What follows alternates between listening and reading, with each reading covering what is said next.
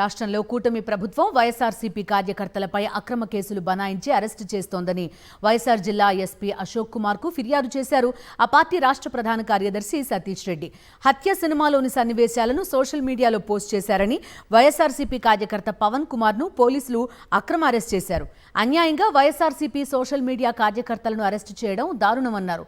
Censor certificate ఇచ్చిన సినిమాలోని అంశాలను సోషల్ మీడియాలో పోస్ట్ చేయడం ఏమాత్రం నేరం కాదని ఎస్పీ దృష్టికి తీసుకెళ్లారు Satish Reddy.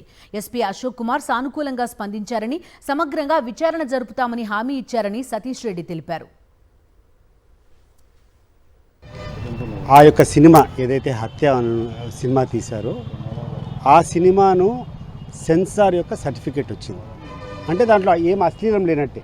It is clear from censor board. వచ్చినటువంటి క్లిప్పింగ్స్ను ఫార్వర్డ్ చేయడంలో తప్పేముంటుంది దాంట్లో? It is a common thing. What is there in the cinema దాన్ని మాత్రమే ఫార్వర్డ్ చేశారు.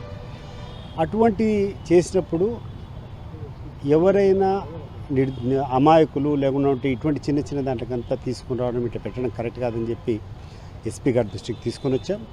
ఎస్పీ గారు కూడా చాలా సానుకూలంగా స్పందించారు.